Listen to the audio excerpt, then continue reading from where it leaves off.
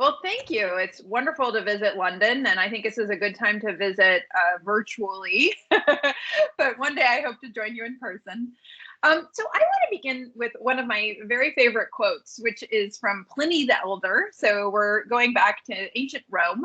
And he, I think, gave one of the first defenses of using model systems when he wrote that nature is to be found in her entirety nowhere more than in her smallest creatures.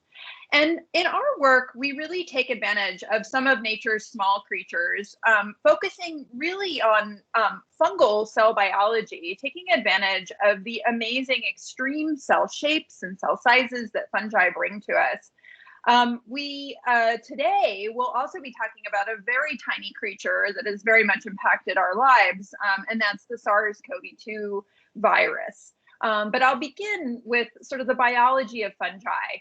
And I'll show you how we have taken observations that we've made through quantitative cell imaging, combining this with reductionist biophysics and reconstitution approaches, combined with theory and modeling to really understand the dynamic basis of cell organization. So I have an amazing group of both biologists, biophysicists, and applied mathematicians in my lab. And the work today is really the product of a biologist, Ben Stormo, teamed up with some biophysicists and biochemists, Chrissy Iserman, Christine Rodin, and a mathematician, Ian Syme. So I want to begin with introducing you to the cell biology of a very special kind of cell. And this is a cell that's fascinated me for many years, and that is a syncytial cell. So syncytia are multinucleated cells. That is to say, many copies of the genome are cohabitating in a common cytoplasm. And you can see an example of a common syncytia in nature, which is a fungal mycelium here, where each of these individual nuclei are actually sharing a common cytoplasm and dancing around in this very, very large cell. And if you went out into the forest and looked under any mushroom, this is the cell that you would see, creating vast networks that interconnect the biochemistry and signaling across long distances in the forest. But of course, fungi aren't the only cells that form syncytia. Our muscles, our bone cells are syncytia. We also see them forming in many different infections. This is just an example of the Plasmodium infection, which has an obligate multinucleated state.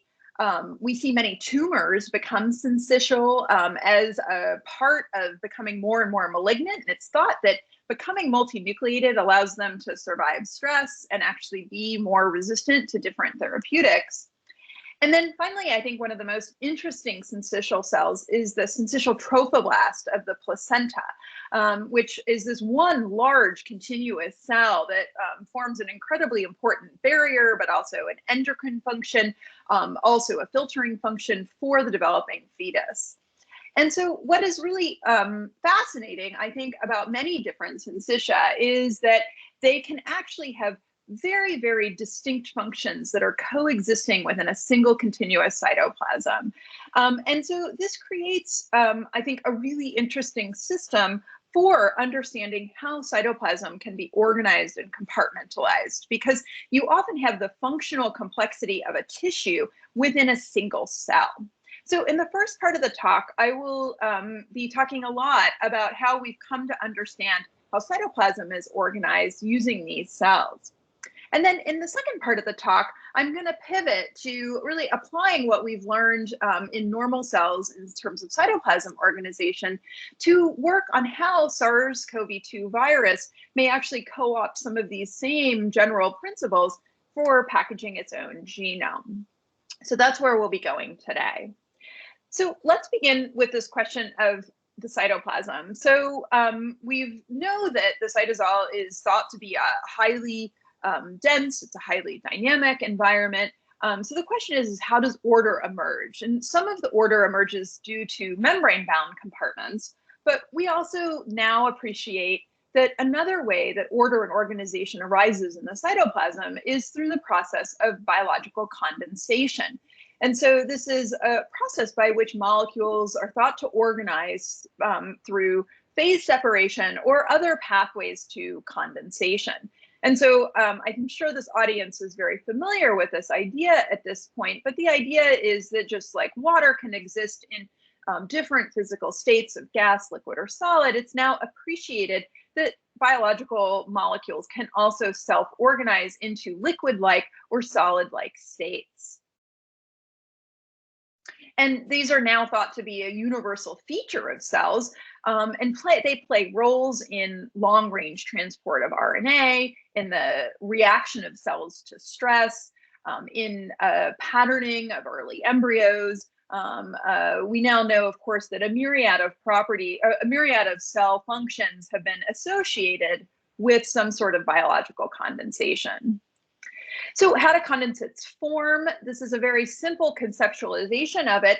The idea, though, here is really rooted in what's been termed a stickers and spacers model for self-assembly. And many condensates are formed out of nucleic acid binding proteins, which I'm just schematizing here as this yellow noodle, which can then associate with nucleic acids, such as RNA, which I'm showing here. And these molecules have the ability to engage in both homotypic and heterotypic interactions, which brings the molecules together in a way that is enabling multivalent interactions. And of course, when we have many of these molecules in the same vicinity, we can see nucleation and, or we can imagine nucleation, very hard to see, but we can ultimately detect this mesoscopic condensation where droplets emerge. And importantly, the strength and the spacing of these sticky interaction sites will inform the phase behavior. They'll inform the phase boundary and also the material state. And so the saturation concentration, the viscosity, the ability of droplets to fuse, their ultimate size, the sphericity of the droplets is going to be directly informed by these nanoscale interactions. I should say that many of these proteins that engage in condensates contain a mixture of highly disordered sequences, which enable protein-protein interactions, as well as folded ordered domains, which enable interaction with nucleic acid and also potentially protein-protein interactions. So the key thing here is that these nanoscale interactions encode the physical properties. So back to the cell biology, we've been able to show that regional condensates can actually create neighborhoods of cytosol that are functionally distinct from one another in syncytial cells.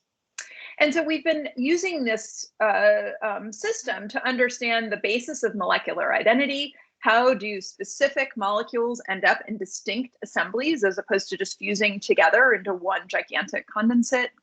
To understand how the size and the position of condensates is controlled, and to understand how the material state arises and ultimately what the function is of having variable physical properties. And ultimately, that is what we'll be thinking about a lot today in this talk.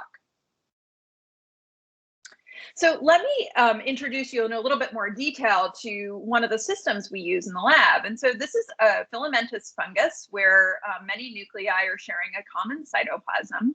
And many years ago, actually back when I was in Switzerland as a postdoc, I noticed that when I filmed these cells and looked at the nuclear division, the nuclei divided asynchronously, even though they were in one common cytoplasm. So this suggested to me that there was something regional around the nuclei that kept them from influencing one another. Because normally the cell cycle is thought to be a cytoplasmic controlled process, and you would expect the individual nuclei having their own oscillators leading them through division, and that those oscillators would entrain with one another and lead to synchrony. But in fact, in this system, we saw asynchrony in division. And so it got me thinking a lot about how cytoplasm may have compartments around the nuclei. One quick question, Amy. Yeah. So so they turn blue when they divide? Why is that? Yeah, that's Photoshop. Oh, I see. Okay. I wish it was a reporter. We just colored them. I see. Thank you. So So this is a problem we're still actively studying in the lab, and it certainly phase separation and regional condensates are one answer to how this works. The other thing that we can see in this movie is the establishment of new growth sites or symmetry breaking. So polarization occurs spontaneously across areas of an isotropic sidewall. And this also suggested some form of regionalization of the cytosol within this large continuous cytoplasm. So we went on and identified a very interesting protein called We3 and found that this protein condenses into liquid-like droplets in the vicinity of nuclei within the cell body here. These dark circles are actually nuclei, and so you can see examples of droplets forming and fusing. And we can also see it quite pronounced at sites of polarized growth, so where you see these symmetry breaking events occurring, and then also stabilized where cells are growing. So We3 is, and it has a low complexity sequence. It has a polyglutamine rich sequence here, high enrichment of glutamines, and it also has an RNA binding domain. And that polyglutamine track is essential for these condensates to form, and you can just see in wild type cells. And when we take away that track, we no longer see the assembly of higher order structures. But We3 also is highly dependent on RNA to condense. And we can see this here in this reconstitution where we purify the protein. We can see the protein alone does not demix into any kind of liquid-like droplets.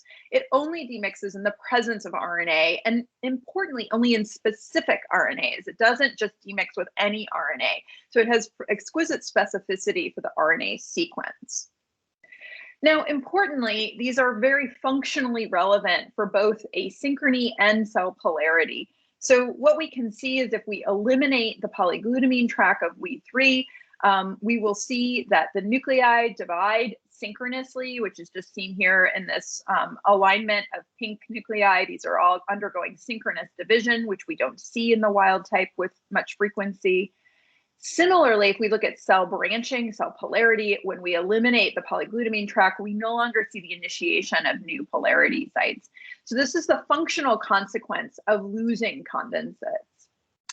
This was a super system for trying to understand the molecular basis of specificity, because now we had a single protein important for both territories of cytoplasm and condensates around nuclei, but also those important for cell polarity. So we had these two distinct populations of condensates. And we were able to go on and actually see that even though these condensates share the same protein, they have distinct RNAs. They have RNAs important for the cell cycle or RNAs important for cell polarity. And the basis for the sequestration or separation of these RNAs is actually encoded in the secondary structure of the RNA. And that the RNA sequence is enabling complementary interactions or separation of RNAs into distinct assemblies. But this is not the only sort of contribution of the RNA is in segregation. It's actually also giving rise to very distinct physical properties of droplets. And you can see this here in this in vitro experiment where we did microreology, where we embedded beads into droplets made out of either polarity RNAs or RNAs important for the cell cycle. And what we could measure, we could ultimately determine is that there's quite distinct viscosities measured in these droplets. And in fact, it's the polarity RNAs are actually much longer than the cell cycle RNAs. And so it's not necessarily obvious why we're seeing this viscosity difference. And it's got us thinking a lot about how nanometer scale interactions between RNA and protein that are sequence encoded actually lead to the mesoscale physical properties of these condensed states. And I think this is important because we know that native condensates can vary quite widely in their physical states over orders of magnitude differences in terms of their measured properties. And it's been invoked that the physical properties could be correlated with pathology in some way. So that this sort of inverse relationship between the dynamics or the ability of molecules to rearrange and the bond strength and spatial order, that this is a continuum of states and that potentially certain pathologies are due to transitions moving between these different physical states. But I think at this point, we know that there's a variety of physical states, but it's still fairly unclear how specific material properties directly relate to function, and the degree to which the material properties really have been selected for, optimized, or if they're a byproduct of the particular molecules that are condensing together, and that in fact, much of the biochemistry is robust to a variety of different material states. So can I just ask Amy for a second? Sure. Of course, viscosity is a sort of a macroscopic property, and now you showed, the different condensates and so on, and say viscosity. Do you know how this is measured? I mean, how does one even infer something like that at such a small scale? Well, I mean, this is at the very smallest scale. I think we're really at a loss for measuring it. So, everything is so far being measured using passive approaches. So passive microreology and looking at, inverse capillary velocities for fusion times to then estimate the ratio of surface tension to viscosity. I think we're really in the early days of being able to measure these properties accurately in cells, and it's really being done for the biggest droplets. In vitro, obviously, we can do many more measurements, but we're still at a loss for very, very, small scale assemblies. I mean, in general, small at the nanometer scale, we're at a loss to detect them, right? So we could be missing an incredible amount of physics and biology that's occurring below the diffraction limit, right? Yeah. So we decided to turn to the fungal systems to see whether we can find evidence of adaptation of phase separation to specific temperatures, with then the inference that this might give us an indication that, in fact, there's an optimum material state that's being selected for, and that depending on the growth conditions and the temperature conditions, we might see variations in the sequence composition. So, for example, if we compared sequences of protein and RNA from a cold-adapted isolate of a fungus and compared these to a warm-adapted isolate, we might see differences in the phase behavior that is dependent on the concentration, the valence, the spacing, etc. of these. But these may then ultimately converge to a common material state that's relevant for function. So this is an idea that we had, and I'm going to talk a little bit about the beginning of the evidence we have potentially for adaptation. So we've taken wild ashbia, so this is this fungus that we've been studying the We3 protein in. We collected these from a variety of sites around North America, as well as some in the Caribbean that represent different climates. And we looked at the endogenous protein in these isolates at different temperatures. And here's just an example of some of the differences in behavior we see. So if we take a warm adapted fungus and look at it at 18, 30, and 37, we can see nice condensates forming at these warmer temperatures, but we no longer see higher order assembly at 18 degrees. Whereas if we take a colder adapted isolate from Wisconsin, now we see the retention of condensates at 18 and 30, but these are lost at 37 degrees, suggesting that there is at least some sensitivity to temperature. There's functional consequences of this, so that in the Florida isolate at 18 degrees, we no longer see the formation of these lateral branches that are characteristic of normal growth, whereas the Wisconsin strain is doing a fine job with polarity at 18 degrees. So this is saying that the condensate assembly is associated with the phenotypes at these different temperatures. We wondered if this was actually due to the We3 system, or it could be due to a myriad of other changes. So we now reconstituted the system using the natural sequence variants from either Florida or Wisconsin and looked at these at different temperatures. Now, interestingly, when we reconstituted the Florida sequences, at 30 degrees, we could see these sort of more gel-like condensates that are not very able to fuse. At 37 degrees, we can see they actually become more mobile and they're able to fuse. In contrast, the sequences from Wisconsin at this lower temperature are much more liquid-like and rounder and larger. At 37 degrees in vitro, they start to shrink. At a slightly higher temperature, they'll start to actually completely not form. So we see. Sorry, Amy. Yeah. Quick question about the two fungi. Are they the same species, or are they not the same? So they're the same species. So they have the same DNA sequence, and so we are just talking about different RNAs in the cytoplasm. Well, different types of. They have polymorphisms, right? So they're the same species, but they're different isolates of that species. So they're absolutely not identical at the DNA level.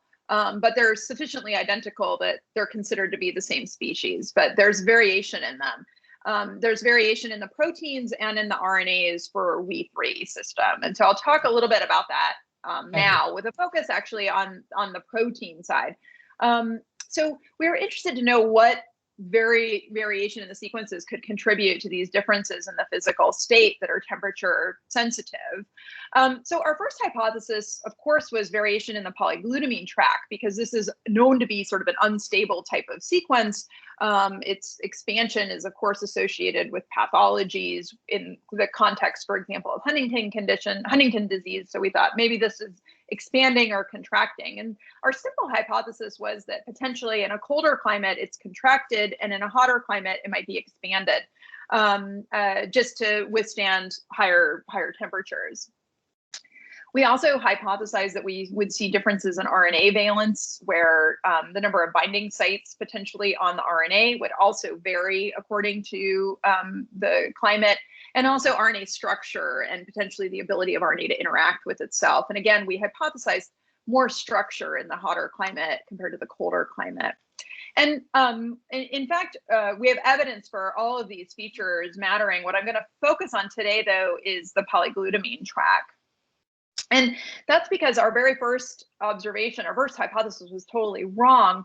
The polyglutamine track length actually expands in colder climates. So we see a much longer low complexity sequence in the colder climates than we do in the warmer climates, which was really surprising to us. We didn't expect to see this. We expected the inverse to happen.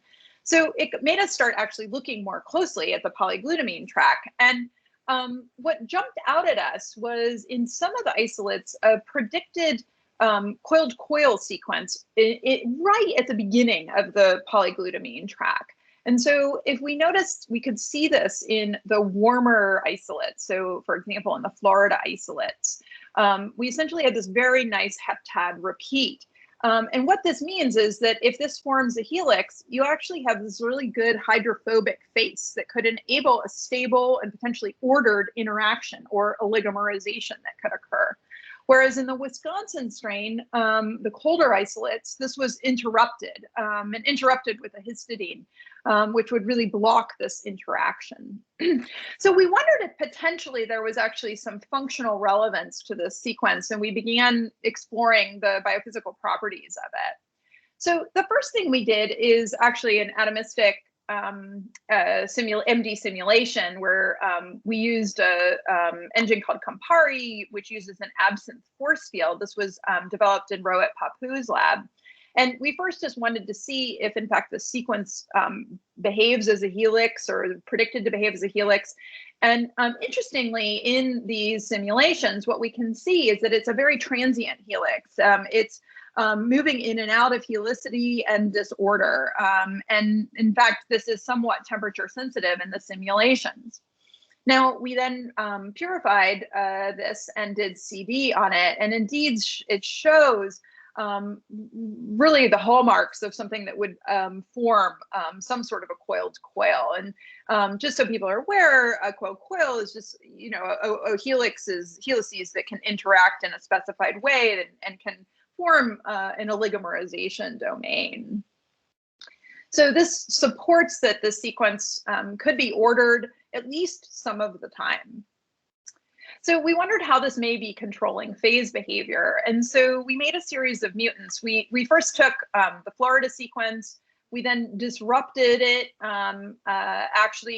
coiled coil minus allele that we're calling here. We took out the hydrophobic sequences and put in prolines to make this highly disordered.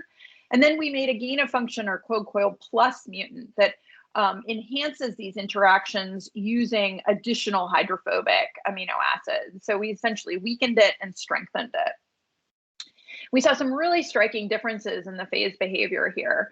To begin with, here's our the Florida sequence. This is when we eliminate, make a complete deletion. This is the coiled coil point mutant here, and this is the coiled coil plus.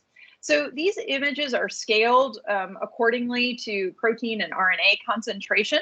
And so there's a couple of differences here that I want to really highlight. One is that the loss of function in the coiled coil mutant appears to have actually more protein to RNA compared to the wild type, or this stronger protein interaction motif. And you can actually see this quantified here, where we've quantified the dense phase of the protein concentration. And what you can see is that these mutants that actually take away the protein interaction domain have much higher protein concentration compared to the one that increases it, which has much less. You can also see readily just these macroscopic differences in the size of the droplets. These are much smaller. You can also see that they start to flocculate, and they're very less likely to fuse with one another. And so there's this kind of surprising inverse relationship between the strength of this oligomerization domain and the ability to phase separate, the material state, and also the ultimate protein concentration in the dense phase. And this was sort of a paradox to us because we really didn't expect increasing the oligomerization would actually be worse at phase separating. And this is surprising also in light of a lot of recent work, for example, from the Brain1 lab, taking advantage of the correlate system, which really suggests that oligomerization can drive phase separation. And so we've been really trying to understand the basis for this and what this might mean. So to explore this, we have turned to some simulations that use a lattice-based Monte Carlo simulation engine called LASSI, which also was developed in Rohit Pappu's lab. And so we've now done this is all a coarse grain simulation now, where we've basically just been representing these different mutants. Basically, here's the wild type, here's the coiled coil minus, here's the coiled coil plus. And essentially representing these red spheres are the coiled coil domain, and these black spheres are the polyglutamine track. And we're embedding in this interactions, or assuming interactions for the wild type that capture this transience or intermediate lifetime of the oligomerization, so that it's a mixture of anisotropic or ordered interactions and isotropic and more transient interactions, compared to the coiled coil minus, which is interacting essentially through isotropic interactions, the coiled coil plus, which is dominated by these coiled coil anisotropic interactions, but still has this ability for polyglutamine track interactions. So these are just snapshots from some of the simulations. And what was really striking to us immediately is how the dilute phase looks in this coiled coil plus mutant. And what we could see is this emergence of small oligomers that we think in essence are competing with the dense phase. And that there's, and you can actually see the quantification of this oligomerization here in these different mutants in this plot. And this red line here, which is shifted to the right, is this situation here. So we wondered if this was actually going on in our data. So we started measuring what's going on in the dilute phase of our actual experiments.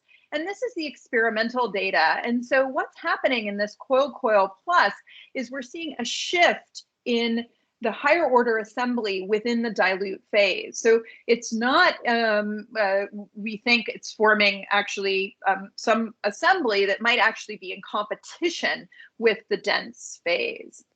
And so our hypothesis right now is that, in fact, this domain is controlling an oligomerization state that influences, it's essentially an assembly in the dilute phase that ultimately impacts or controls the properties of the dense phase.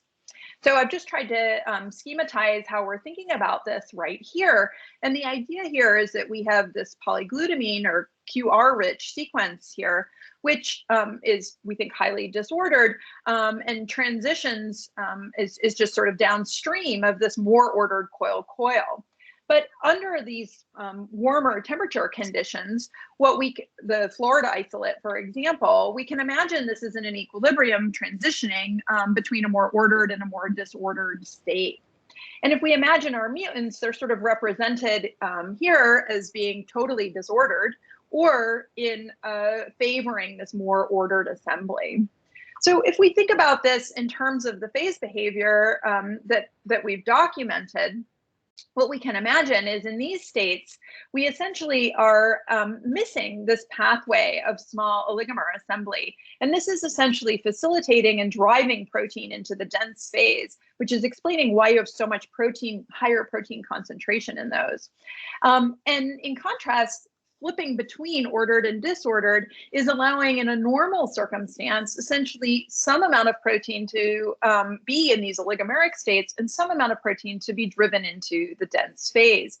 And that the strength or the lifetime of that ordered sequence and its transition between order and disorder is a way to tune the stoichiometry of the dense phase. And in a sense, then the dilute phase state is able to influence the dense phase stoichiometry.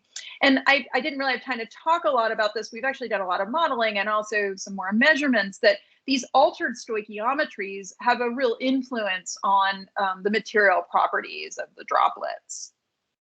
And so what I think is really interesting here is that basically the binding energy of this hidden or sort of transient ordered domain can really have a potent effect on tuning phase behavior, and that this ability to divert protein into oligomers can very much tune the size, the stoichiometry of these assemblies, and that essentially the lifetime of an ordered domain could be really important for tuning the dense phase properties, but not necessarily in the simple way of simply the sort of straightforward way of just an oligomer facilitating phase separation. It's actually sort of what we imagine is an alternative pathway to phase separation.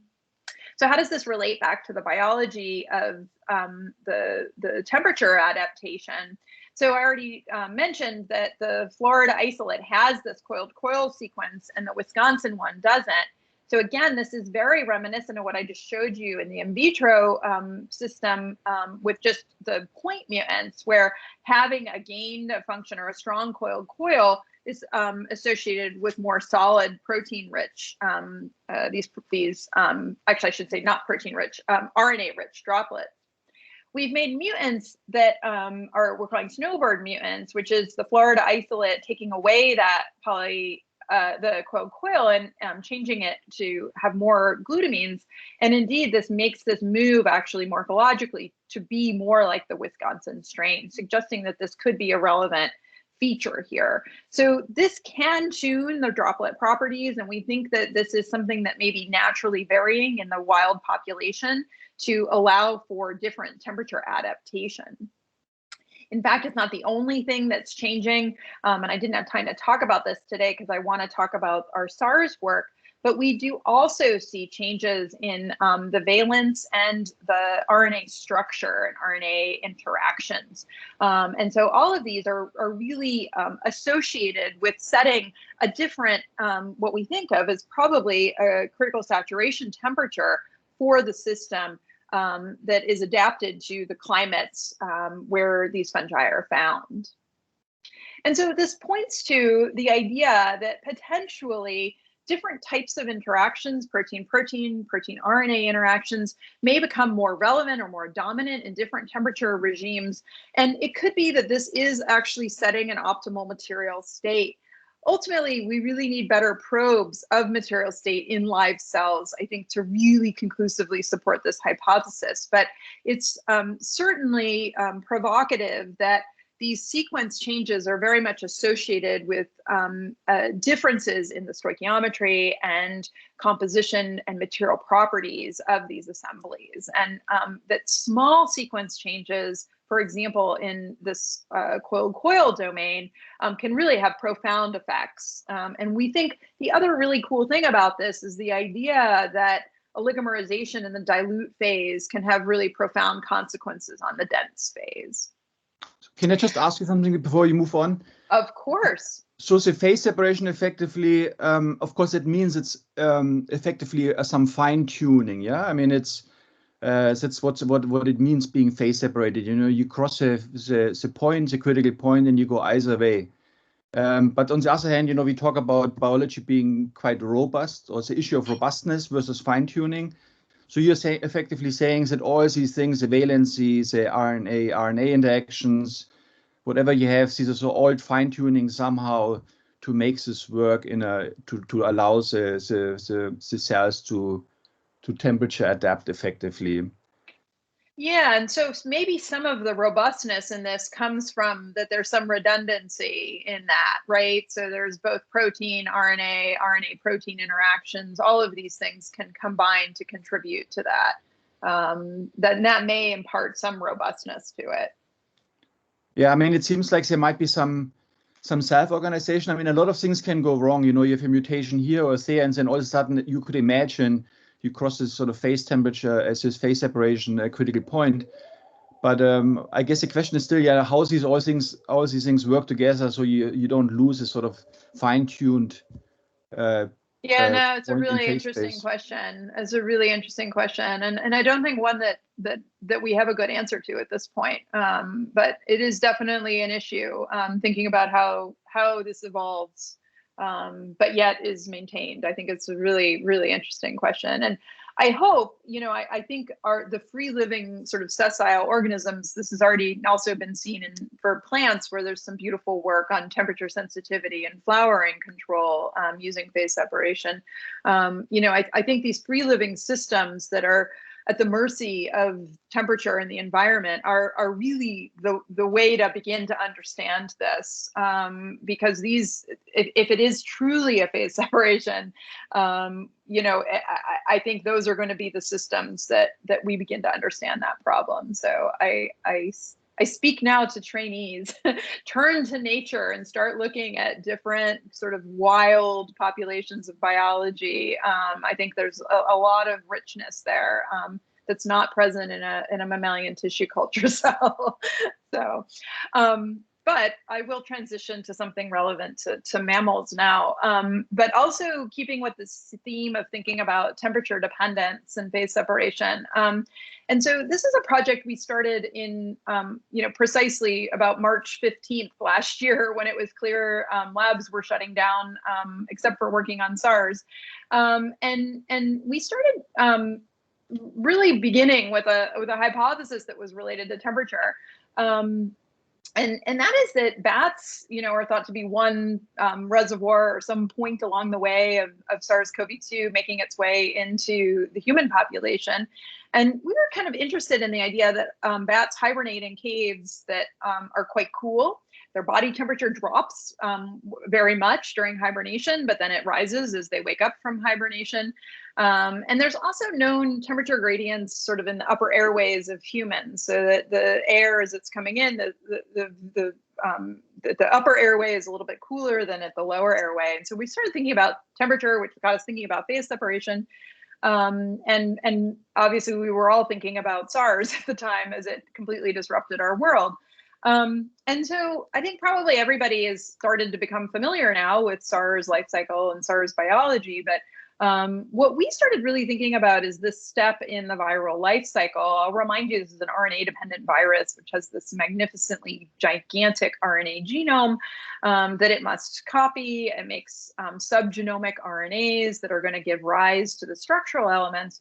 But then it's also got to package this genome. So it has to find its own genome in a sea of RNA, find one of them, and package it into a virion, which I think is just an amazing search and capture problem.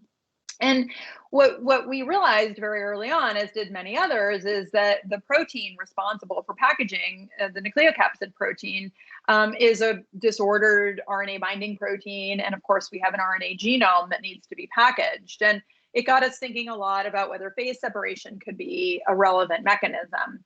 So here's a more detailed description of the N protein, the nucleocapsid protein. So it has 2 different RNA binding domains, and then a whole lot of disordered sequences, both at its termini and then the serine-rich linker in the middle. The genomic RNA is 30 kb in length. This is huge. It's a really gigantic genome, and it's a very large RNA molecule to work with. We initially wanted to see, well, does this protein phase separate in the presence of genomic RNA? And so indeed it does. And this is under physiological salt conditions and relatively low concentrations of genomic RNA. We can see demixing of the N protein.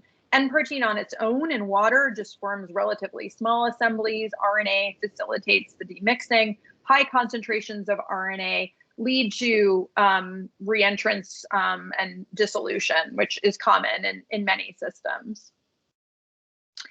Now, we were really interested to explore this temperature dependence, and the N protein, as I just showed you, is very minimal phase separation at room temperature, even at 37 degrees.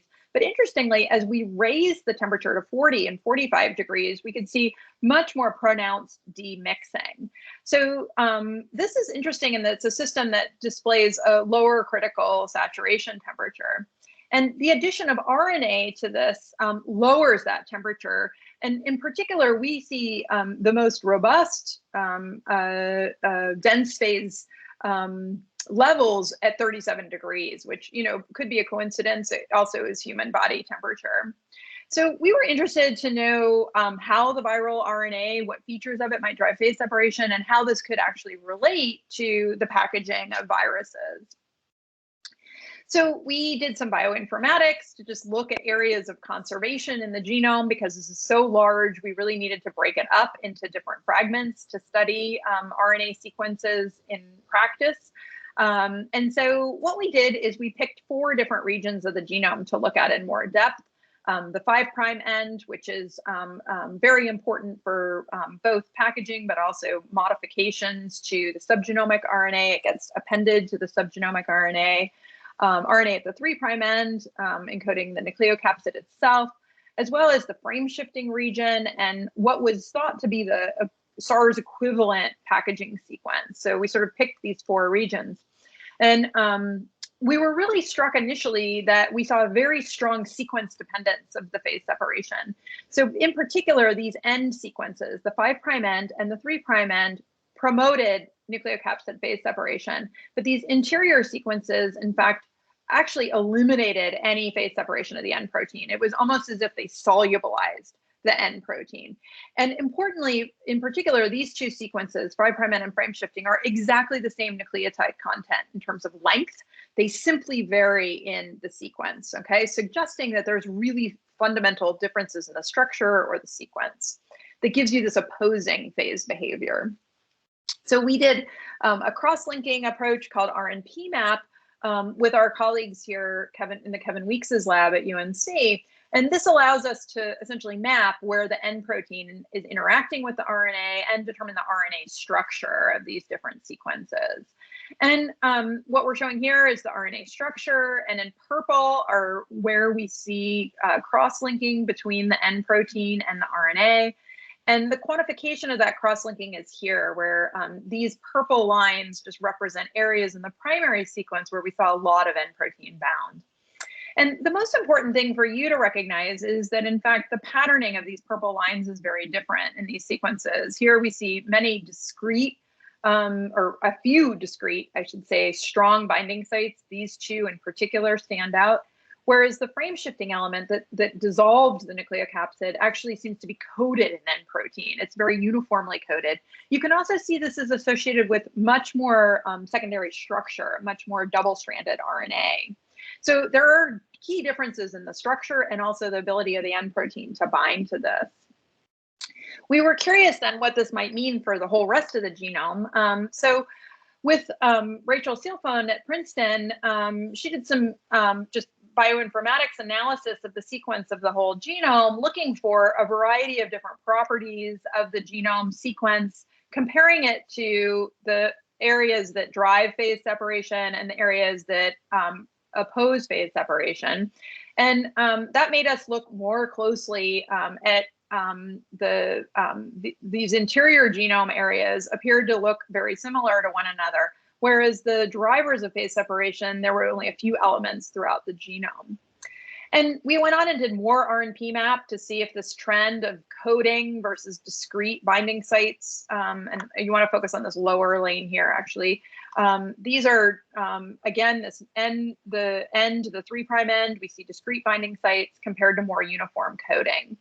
So it led us to start thinking about that there's patterning in the genome potentially where at the 5' and 3' ends, there's some sort of specific valence that's promoting phase separation. But in the interior, there's some sort of solubilizing activity, which we think is opposing gelation. And our paper shows some experiments that sort of get to this. And I'm not going to talk about this here, but the key points I want to take is that we think that there's RNA sequence embedded information in this genome that's relevant for tuning the phase separation, either promoting it or opposing phase separation, and that the RNA sequence potentially really matters for this. So what is this? How does this relate actually to the viral life cycle? This shows what's possible. We don't know yet how this relates, but we speculate that the patterning of these elements at the 5' and 3' end of the genome is not a coincidence, and it may promote actually singularity in genome packaging. And so this is the hypothesis that we're really actively testing right now. And what I'm going to show you is our modeling that explores this while we're still working on experiments. And so the question is really, how do you get singularity and specificity in packaging? So our modeling efforts in this area have again taken advantage of the lossy engine here to do some coarse-grained simulations to examine packaging. And so I'm just going to introduce you how we've coarse-grained the system here to explore this packaging problem. So we've tried to use data, either our own or other people's data, for this coarse graining, where we are essentially trying to represent the genome with these sort of different kinds of elements at the ends versus in the middle. And we're trying to capture the fact that this N protein has 2 RNA binding domains.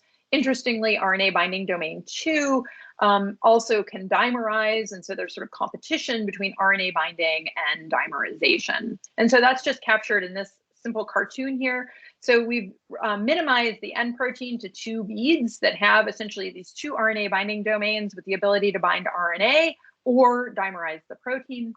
We've represented the 5' end interacting with N protein in isotropic interactions with the frame shifting element, these blue interior ones that oppose phase separation with anisotropic binding. And then we've also tried to represent this in the whole context of a genome, which we represent to scale as 180 beads, which also has some affinity for RNA-RNA interactions at the ends, which is also based on the literature. So to begin with, we just established binding energies in the simulations that lead to the same kind of behavior that we see with these different RNA sequences in the data. So here is just the N protein only, and where we see very limited phase separation. This is protein versus temperature. Here and I'll say in general in the simulations, we have not yet explored the lower critical saturation temperature behavior. So it's not including that important property yet. Here we're looking at RNA volume fraction versus protein volume fraction for the 5' end, and we can see this nice sort of closed, nearly closed loop system. We think this is representing protein-protein only interactions. And then here with the frame shifting element where we see very little phase separation. Now, what's really interesting, and this is nearly the last point I want to make, is that we can, so I should say all of this is just how we sort of parameterized the system. We now, of course, wanted to look at this in the context of the whole genome and ask, what does this mean for packaging? And how do we think about packaging in this simulation platform? We're basically trying to see if we have these chains that represent the genome separated from one another, bounded by N protein, and that would be representative of a virion, essentially, so spatially separated genome. And so we represent that genomic RNA packaging here in this heat map, where here we're, and one more thing I should say about LaCie that's really wonderful is you can generate full phase diagrams here. And so again, we're looking at protein versus RNA. In red is the phase envelope for these different concentrations. And then in the heat map is essentially where we see singularity of packaging. One means that there is a single genome on its own. So in yellow is where we have singularity of packaging. So you can see here that in fact phase separation seems to not be very good for singularity of packaging, which isn't probably that surprising. We do see a regime here in this lower quadrant where we see singularity, but for the most part, you're much more likely to get singularity outside of the phase boundary. We also were interested in compaction of the genome. We do see prominent compaction based on the radius of gyration of the genomic RNA here in this quadrant. And then interestingly, we also see a very pronounced effect on cyclization of genomic RNA. And this is really being driven by the phase separation. This is not simply due to that RNA-RNA association. RNA-RNA association helps promote this very subtly. In fact, this really does seem to be an effect of the phase separation. So for both compaction and cyclization, phase separation seems to promote packaging. But so what, not so sorry, much. Amy, quick question. What do you mean by cyclization? Yeah, sorry, I should have said that. So this is a known property of, I think, many viruses, but that, you know, kind of as that cartoon I was showing, the genome actually sort of ends end to end when packaged. And it's known that, or it's thought that the 5' and the 3' end have direct physical contact. And so that's a part of the packaging process is cyclization. Yeah, I should have explained that. Can I just ask briefly also about the phase diagram? The cyclized gRNA. So you see these very inhomogeneous red spots effectively. Why is this not more homogeneous? Is it more like a simulation issue that it's not completely mapped out, this phase diagram? Yeah, well, it's not that it's not completely mapped out, but it is obviously like the representation of many, many simulations, but there is some noise. So I think at any given, you know, there is still some noise. I think some of this is noise because of the simulations, you know, that we haven't, the areas have been sampled that are like within the phase boundary. So there are measurements there. But I think we probably could repeat this even more times and potentially smooth some of this out. Yeah, so I think it's, at this point, we're not interpreting the patchiness. But we could do more, if we do more simulations, we may realize, you know, maybe some of it's real, but I have the feeling a lot of it's noise, the patchiness. Okay. So the fact that the singularity didn't emerge from this made us just start thinking about, well, maybe some of our assumptions are wrong that are going into our core screening, which is perhaps that the central region of the genome, which we've sort of said is uniformly frame shifting, like we've made it all those blue beads, and then we've made the ends green. You know, maybe it's not actually so discrete. Maybe in fact there's more patchiness, and maybe, and we see these sort of predicted driver of phase separation, these sequences that sort of start to look more like the ends, sort of peppered throughout. So we then went on and sort of modified the properties of the RNA so that we have more of a mixture of elements, and we place some of these phase separating promoting elements within the middle instead of just keeping them patterned at the ends. And indeed, when we start this mixture of elements, we start to actually see much more singularity of packaging. deeper within the phase boundary here, which may be relevant that potentially there is an optimum state of compaction, cyclization, and packaging that can be facilitated by phase separation, and that there's somewhat more complex patterning. And so we're in the process now actually of testing that and identifying what we think are these interior RNA sequences that are relevant, as well as looking for evidence in cells of phase separation in relation to packaging, which is the really, really hard problem.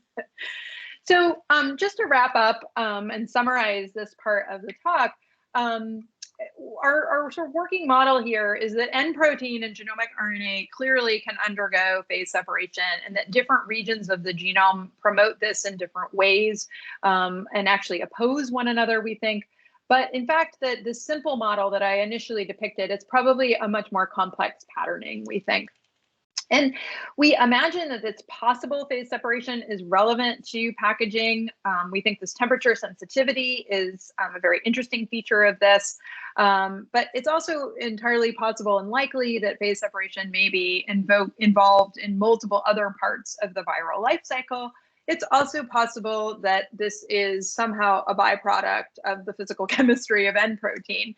But it's a very, very sort of striking sequence in protein. So we think this links somehow to the life cycle, or the replication cycle, I should say. And I'll just close with, there's some beautiful cryo-EM of intact virions, which shows the final packaged genome as this sort of eggs in a nest or bird's nest structure, which is just gorgeous. And so we're wondering if potentially some of these interior sequences that might be relevant for driving phase separation, that potentially some spatial patterning in that sequence could lead to some periodicity of these assemblies. This is actually a very highly ordered array of RNPs in the intact genome. And so the question is, when in this process might phase separation occur, and when might there be a transition to a more ordered state? And that's for the future. I just want to highlight there's been a lot of really neat work on SARS CoV-2 phase separation published on, I should say, placed on the bioRxiv, and some of these have now started to be published. Our work just came out in December. I want to thank the FAST Grants organization. They've given us generous financial support to pursue the SARS work. And I want to thank my co-authors who came together to work on this project. And I'll just close, hopefully, with that you have appreciation now for what Pliny appreciated 2,000 years ago, that we can understand a lot of fundamental properties of life by studying these very tiny, simple creatures, and combining this, I think, with biophysics and theory allows us to really discover interesting things. So I want to thank all the people who work in my lab. I already highlighted Ben Stormo, Ian Syme, Christine Rodan, and Chrissy Iserman for this work. And I want to especially highlight work collaborations I have with Rohit Papu, who helped us get started using the Lossy platform, and also Kevin Weeks for RNA structure analysis. So with that, I'll take any more questions. Great. Thank you very much for the fantastic talk. And so I know you have a busy schedule. Do you have some time to stay around for some questions? I do. Yeah, I have time for questions. Yeah. Okay. I'm not sure. Am I still sharing my screen? No, not anymore. Not anymore. Okay, great. So questions, Robert? I have one. I have two, but I start with one. So when you talk about phase separation, right, especially in these in cells, these active media, and I know Jufan worked on this as well. I guess, we don't normally have the case of standard Oswald ripening, which means these droplets eventually form one big drop. There's something more active going on, and that makes sure, you have maybe more well-defined droplet sizes. But now, let's say in your simulations, I guess these are more equilibrium simulations. Is that right? And I wonder how you address this sort of issue of active matter and Oswald ripening. I mean, yeah, I mean, this is a limitation, I think, right now in how we're simulating it, right? It's not useful for those properties, I think, at this point. We're just not capturing, active active contributions here. so you tend to get one big blob and maybe some exchange with the environment depending on tunings, interactions, and so on. It's more like qualitative. You basically observe qualitative differences depending on what type of interactions you turn on. Yeah, I mean, of course, there's Like trends. steps along the way. We end in an equilibrium, but there's steps along the way where you can capture discrete, smaller condensates, so that you do eventually get to a singular droplet. But there's, I think, relevant behavior earlier than that is probably where cells are poised, but we're just not representing it, and therefore we're not measuring it. It's very useful for exploring patterning, for exploring binding energies and the timescale of interactions, I think, which I think is ultimately really relevant. But it's not going to capture the whole non-equilibrium nature of what's going on in a cell, for sure. Yeah, that's fine. I'm just noticing there's a question on the chat line by Josh. Have the viral phase separations been seen in vivo, for instance, via microscopy? Yeah, so for some viruses, yes. I think many things that have been termed viral replication factories may very well be condensates of some sort. They may not all be formed through liquid-liquid phase separation. There's a lot of active discussion about that right now in the field. For SARS itself, there are people who have seen in viral infected cells large liquid-like assemblies, or large, above the diffraction limit, liquid-like assemblies. We don't have that data, and that's not published yet.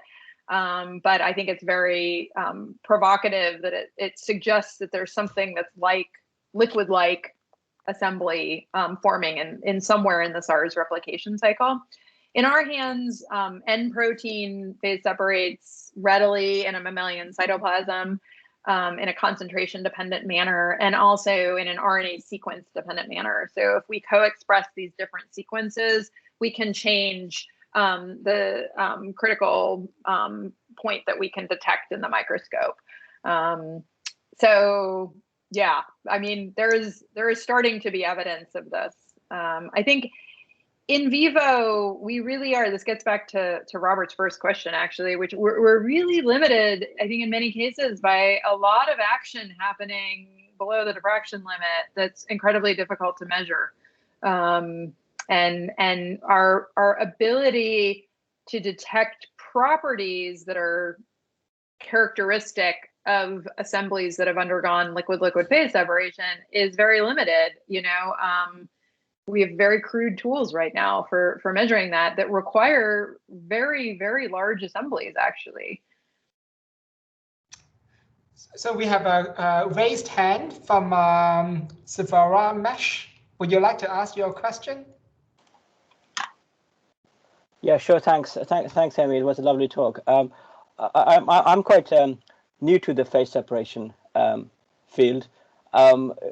We think, because I'm a bacteriologist, and I actually read the article in Science, which came out just a couple of days ago, and I read your comments on whether phase separation is real or not, and I'm more in the camp of it being true, that it's real. I was just wondering, phase separated structures in bacteria, these are coming out. There are about 4-ish papers started in 2018. They kind of mirror what's happening in the eukaryotic cells, and the probes which people use to study them are obviously the ones which have been kind of widely used in the eukaryotic systems. I would like to know what your thoughts are in terms of whether what we think are phase separated structures in bacteria are actually the same as in eukaryotic cells, or are they just correlative, only because we're using the same tools to study them? Yeah, that's a really great question. I think to truly answer that, we have to understand a little bit better about sort of the sequence determinants of what's really driving the phase separation process, and also functionally what's going on inside, and what their function is. And so, whether they're a correlate or whether it's really fundamentally the same, I think some of it will come down to what the driving forces are for the assembly process. Does it look like similar sequence patterning is driving it? Are there similar sort of relationships between valence and I would suspect that this is sort of all grounded in sort of some of the same physical chemistry principles, right? And that it's actually quite primitive. And so if I had to gamble, I would say, I bet it's similar. But just if I had to, but, I haven't myself looked at the sequences of the prokaryotic proteins, and I haven't really looked deeply at that. But I think the next few years, I think we're going to begin to understand a lot more about molecular grammar. I think at this point, we've looked at it as a field and in just a few situations in depth that, like FUS, where it's been really, really well worked out, but that's a somewhat idiosyncratic protein family. It's got a very unique charge patterning. And so I think there's just many, many rules that still need to be established in terms of the language. And so, I think it's too soon to make that call. I think it's too soon.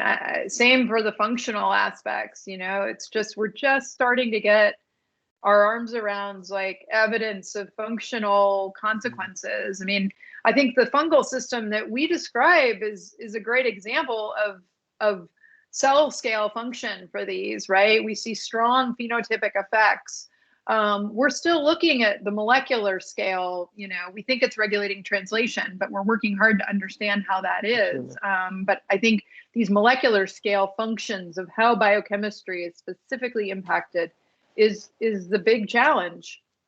It's really the big challenge. Thank you. Yeah, thanks. May I have one quick question? Sure. I just, maybe I missed this. On one of your slides, when you introduced the nucleocapsid protein, you showed that it forms this, phase separates when it binds to the 5' end RNA, but not when it binds to the frame-shaped sequence or the packaging sequence, and then of course the 3' end as well. My question is, once you have formed a phase separated structure on assembly with either the 5' or the 3' end, can you reverse it by adding the you can. So yeah. So it's interesting. You can make an assembly with the 5' end and add 3' or frame shifting element, I should say, RNA to that, and it will shrink or dissolve. It leads to smaller droplets then. So you can shift it by adding it. So together you get an intermediate. Okay. Can I just say one more thing in response to your other question about the Science article? There were a few quotes in there that for me came out like much more negative than I ever intended them to come out. So I just want to say that to anyone who happened to have read it. I think that's one personal point, but the more important point I want to make is that in general, the field, I think, has been incredibly collegial, collaborative, supportive, and I think the tone of that piece suggested an animosity and a negativity and a hostility that personally I don't think has a place in science or has a place in our field. And so I was sort of disappointed about it in that regard. And I wanted to say this to the trainees, that in fact, I really encourage you to not absorb the negativity that was present in that. Yeah, I completely agree with that point of view. It was more the sensationalist view of science rather than the factual aspect. But it somewhat reflected the tone of politics in our country right now, I feel like. Well, Dito. Thank you very much. But I think it's a really good discussion, it's asking if that's the same process in bacteria versus eukaryotes. And it was a very good answer, a very diplomatic answer saying it's similar. I mean, the answer, I guess, really generally depends on if you ask a physicist or a biologist, right? A biologist would say similar to what Amy said, it depends on the details. And you could be inclined to say it's different because the molecules involved are different, the regulation is different, and so on. And if you ask a physicist, physicists then simplify coarse grain, and in the end, it's all the same. So I think it's a fantastic discussion that I just wanted to comment on that. Yeah. Right. Thank you. So I have a question about that part of your talk since we are talking about it. So why do you focus on singularities, which basically means one RNA per granule? But I can envisage the scenario where you've got multiple RNAs in a drop and then all get themselves packaged out of it. So is singularity an important factor? Well, I mean, I guess to me, it's an important end factor, right? And it's just a cool problem. Mm-hmm. That's probably a reason we're thinking about it, is because it's just an intriguing problem, because the cell is so full of RNA and it's got to find that specific RNA and then take one to get it into a virion, because the virion just doesn't have room for a bunch of other stuff, right? It's this genome is huge, right? But you're right. You could, I guess you could imagine a scenario where within a single droplet, you could, singularity could emerge from it, as a consequence of that, right? Yeah.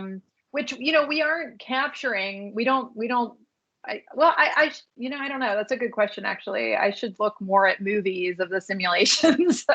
But I'm guessing right now our simulations are far too simple, and that requires an active process. And this is also important factors missing. In a cell, this most likely is happening on a membrane. This is also facilitated by a membrane binding protein called M protein. The contribution of a diffusive membrane to this, I think, could be very interesting, as well as, many factors involved in stress granules, like chaperones and helicases, also have been mapped cross-linking wise to N protein. So you could have a situation where everybody's condensed together, and through these machines on a membrane, you separate, right? It's certainly conceivable that you get fission through ATPase activity of some sort, probably coming from a host factor. Mm-hmm. Yeah, thank you. Any other questions from the audience? Right. I had one brief one, if you don't mind. It relates somewhat to Josh's, about the phase separation in vivo, and I think you showed this picture about the life cycle of SARS CoV-2. Is there now? And I think you also mentioned you're doing experiments which are still ongoing, and that's why you also partially showed the simulations. So is this life cycle now? Is there a good animal model, or is there some animal model for the life cycle of SARS CoV-2? Is that something which is being investigated? Is there some, in vivo model? We're not doing anything with animals. We're just trying to do stuff in viro cells, which is like a monkey cell line, which many people are using these cells. But and some people are using organoids, right? So there's a fair amount of work being done with organoids. To my knowledge, there's not a great animal system, to be honest, a full animal system, but it could be that that's just beyond my knowledge. So people work with SARS-CoV-2 viruses, in fact, and not just with the RNA. Yeah, so this is all, we can't. We work with people who have BSL-3 access. We're fortunate that Ralph Barrick and a number of his people who he's trained are at UNC. So we have kind of a coronavirus big group here that allows us to collaboratively do some BSL-3 work. We can work with the RNAs and the proteins. We're using fragments ourselves. but it's people, yeah, you can readily infect cells, you can readily infect organoids, and many people are doing that, but you need BSL-3 facilities. Okay, thank you. Cool. All right. So if there are no other questions, let us all thank Amy again for the fantastic talk. Thanks. Thank you very much. Fantastic, really. Yeah, thanks for joining on your Friday afternoon. Thank you, Amy. Okay, thanks so much. Take care. Thank you. Take care. Bye. Bye. Everyone.